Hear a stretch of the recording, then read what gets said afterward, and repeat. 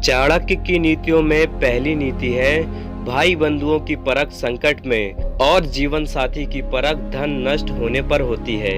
यानी कि जब भी हम परेशानी में हो और कोई दोस्त हमें सहारा दे तो वही हमारा सच्चा मित्र है। अन्यथा सुख में तो हर कोई साथ खड़ा होता है, लेकिन दुख में सहारा देने वाला इंसान ही सच्चा इंसान कहलाता है।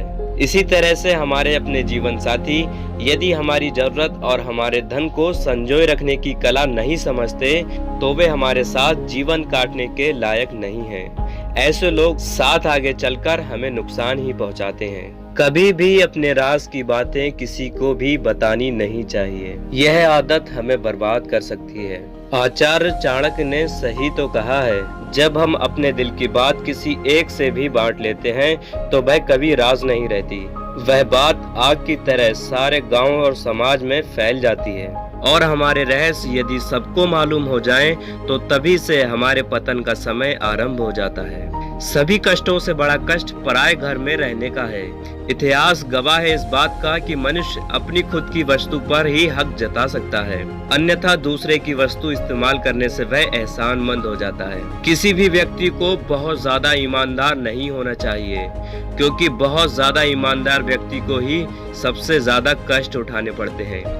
आचार्य चाणक्य की इस बात को हम उदाहरण सहित समझा सकते हैं। जंगल में काफी सारे पेड़ होते हैं, लेकिन क्या आप जानते हैं कि पेड़ काटने वाले सबसे पहले किस पेड़ को काटते हैं? वह पेड़ जो देखने में सबसे ज्यादा मजबूत हो और सबसे सीधा हो, उसे ही सबसे पहले काटा जाता है, क्योंकि उसे काटने में कोई समस्या नहीं होती। इसी प्रकार से मनुष्य का स्वभाव भी है।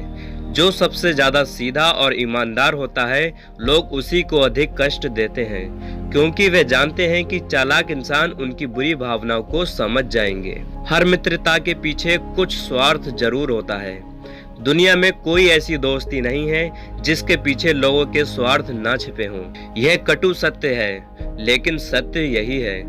आचार्य चाणक्य के इन वचनों का बहिष्कार सभी करते हैं, क्योंकि जो सच्चे मित्र होते हैं वे इस बात को नहीं मानते हैं। लेकिन यदि इन सच्चे वचनों को गहराई से समझा जाए तो इसमें सकारात्मक सोच भी छिपी है। यदि किसी की मित्रता बिल्कुल सच्ची है और उसमें कोई दोष नहीं है, फिर भी वहाँ स्वार्थ छिपा है। स्वार्थ एक अच्छा मित्र बनने का, स्वार्थ मित्रता को पाने का, तथा आखिरी स्वार्थ मित्रता से मिलने वाले प्रेम को पाने का। यदि कोई सांप जहरीला नहीं है तब भी उसे फुकारना नहीं छोड़ना चाहिए। इसी तरह कोई व्यक्ति कमजोर है तो उसे खुद को ताकतवर प्रदर्शित करना चाहिए। आचार्य की यह बात हमें केवल इतना समझाती है कि कमजोर व्यक्ति की हमेशा ही हार होती है, इसलिए अपनी कमजोरी को प्रदर्शित न होने दें। ऐसा धन जो बहुत ज्यादा तकलीफ के बाद या फिर अपना धर्म ईमान सब छोड़ने के बाद हासिल हुआ हो, ऐसा धन स्वीकारना नहीं चाहिए। और यह तो हमारी शास्त्रीय मान्यता है कि गलत तरीके से कमाया हुआ धन कभी भी हमारे अच्छे कार्य को सफल नहीं बनाता, यह हमारी बर्बादी का ही सबब बनता है। जो बीत गया सो बीत गया।